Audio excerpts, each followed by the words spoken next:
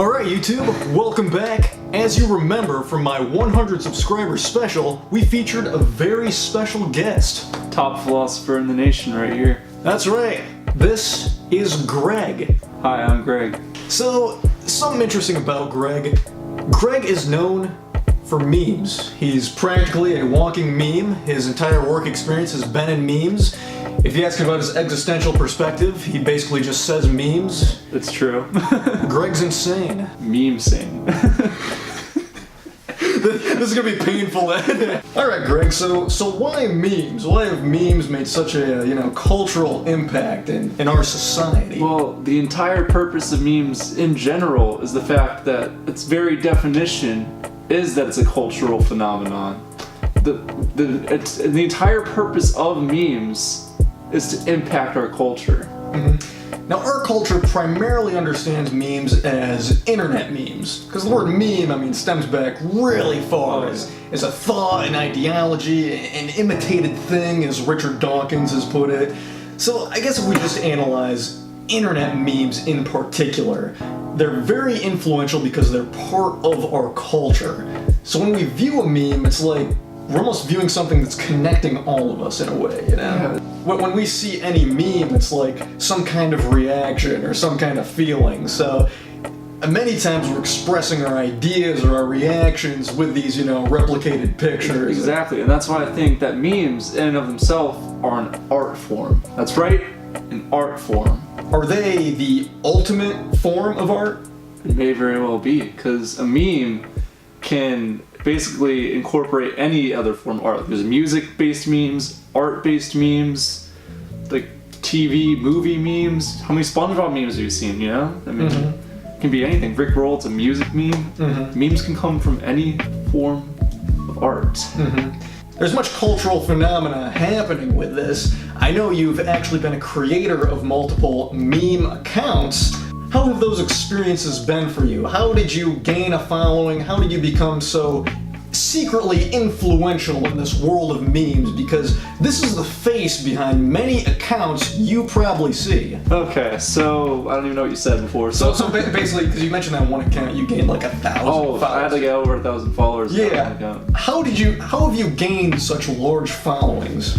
Well, typically I follow people who follow other meme accounts, and I just take influence from the accounts that I enjoy, much like any other artist. Like, you look at all the big artists in music, they're always taking influence from what came before. That's how it is in the meme culture, Because a lot of times when you see these memes similar to accounts you've run, it's always some kind of reaction. Like when you walk into the house and someone took all the cereal but left the box. Yes. And then it just shows like an appalled face or something like that. Where do you seek much of the inspiration behind this art that you create? Well, you see, the memes that you typically see on Twitter, the reactionary memes, are kind of like the pop music of the meme world. When you go deeper down into the depths of meme culture, start finding ironic memes. That's like the underground.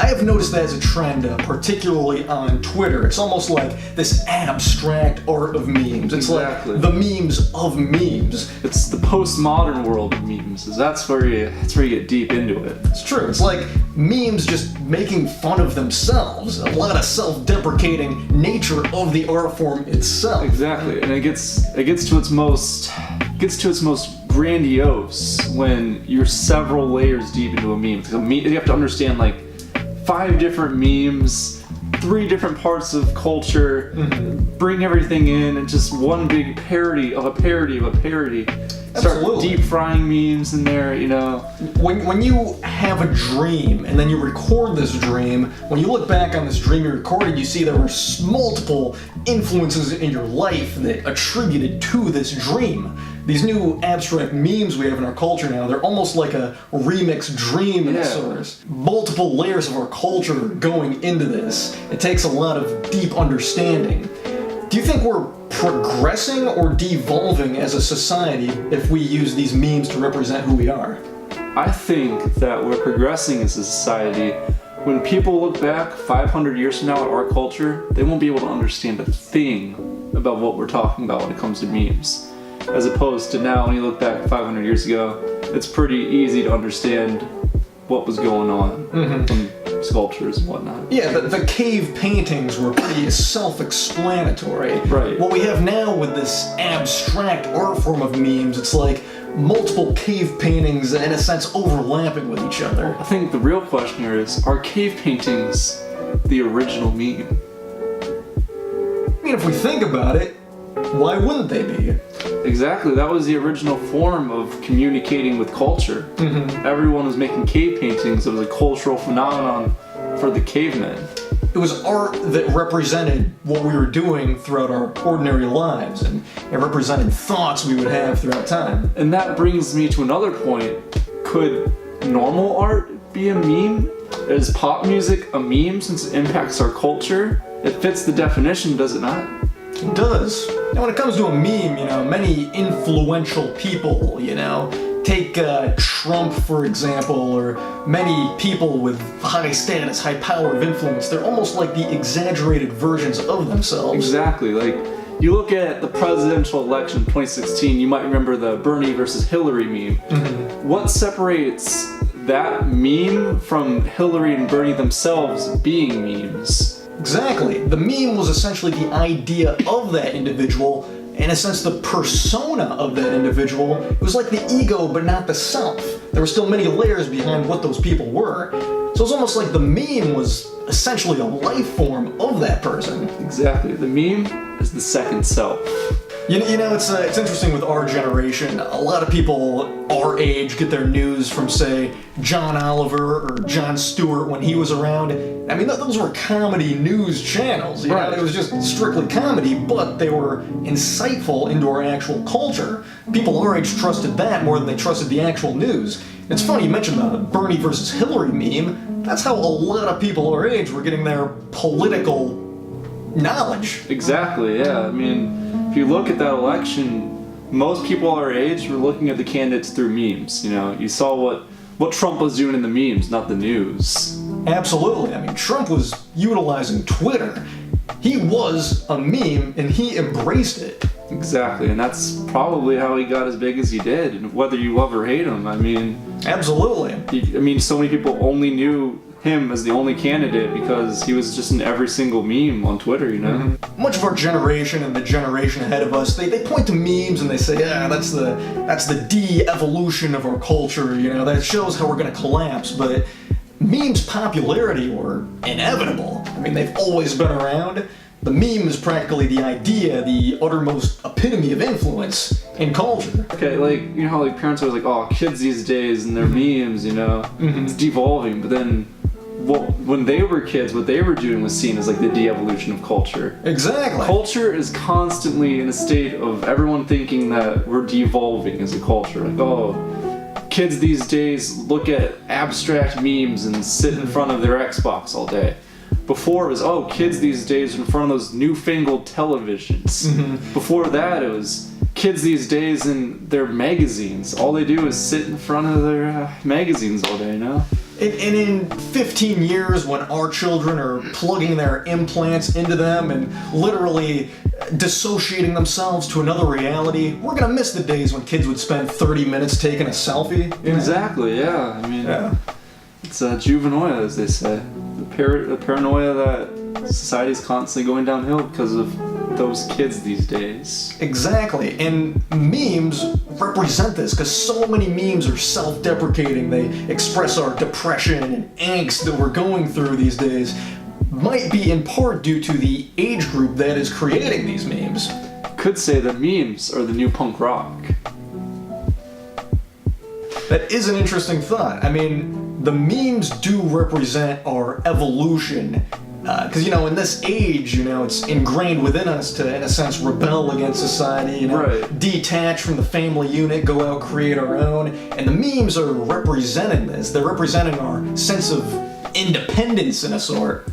I think it's interesting to see how memes have evolved, even just within, our internet lifetimes, when we were in middle school, memes were it's an image, it's a cat on it, it's top text, bottom text. Oh yeah, that went way back. Yeah, Bad Luck Brian, all those animal memes, or Chuck Norris memes, but nowadays, it's super deep fried, all sorts of weird colors, distortions, just basically senseless unless you understand all the source material going on. It's just like, it's just very underground now, you know? Absolutely. Memes used to be very explicit, but now they're very implicit. Yeah. My first interaction with internet memes were those rage memes, you know? You had the Forever Alone guy, you know? Stuff like that. Yeah. That's right. Just looks like a basic kid's drawing that they've replicated in multiple places.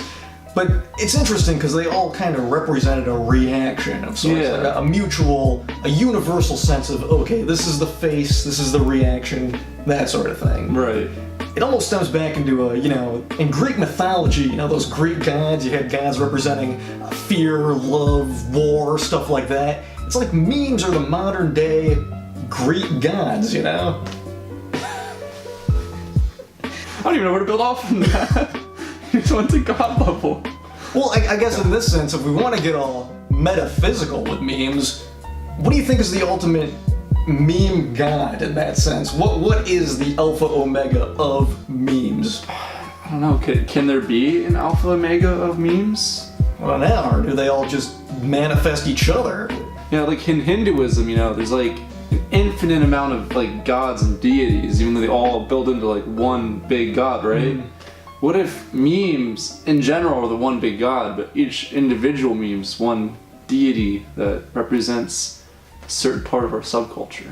And what if every meme was meant to exist in the same way that every cell in our body was meant to exist to then manifest our body? Yeah. So each meme is creating something way bigger than they realize they are, and maybe even bigger than we realize they are. Yeah, I mean, if you believe in religion, basically every meme that I don't even know. I was gonna say that like every meme that's ever gonna exist is already like determined to exist or something like that. Oh yeah. So do these memes have any free will, or were all these memes just meant to exist in the first place? Now, if all these memes are primarily reactionary, or a form of art, or any form of art representing some sort of meaning or purpose, has all that meaning or purpose already been determined in this universe? Some people have described you, Greg, as a meme. How would you describe the meme version of yourself? What makes you a meme? What makes any of us a meme? What do you think makes me a meme? What do I think makes Greg a meme? Greg has many mannerisms, many catchphrases. Hi, Sure. I'm Greg. That's not even a catchphrase, Ab. You made that up. Hey, you said that during the, That's true, yeah.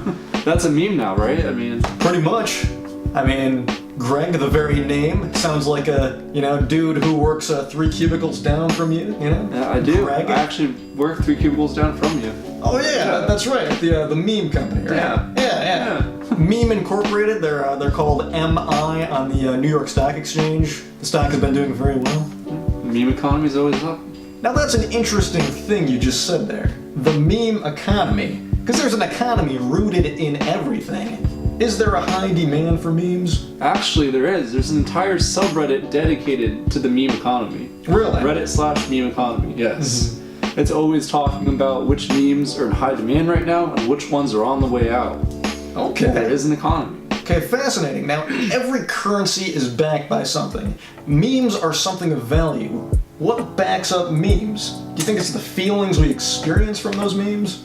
I think it's the sense of individuality you get from a meme. Think about it. The more popular a meme becomes, the less it means. When you see some abstract meme on Twitter and you relate to it, you're like, man, this is hilarious. This is me. But when you start seeing like BuzzFeed, McDonald's, big corporations taking over the meme, it dies. It dies within a day or two. Think about that. Food for thought. So there's much more substantial value within the niche memes, in a sense. For example, the progressive abstract memes. Exactly. I mean, think about how many times you've been on a YouTube comment section. You see the comment, "This is real music." Think about how everybody, when it comes to music, relating music to memes, when you listen to a song that's not very popular, you attach to it more than like, oh, Absolutely. that huge #1 single on the radio. That's just something everyone's dancing to. But that deep cut off that album from that obscure band you like, that belongs to you. It's yours. Same way with memes. In every meme, we see a part of ourselves in them. Yeah. So we essentially covered everything you can possibly cover about the metaphysics and meaning behind memes. That is correct. So what do you think from here? Is this video, in and of itself, a meme? Is YouTube a meme?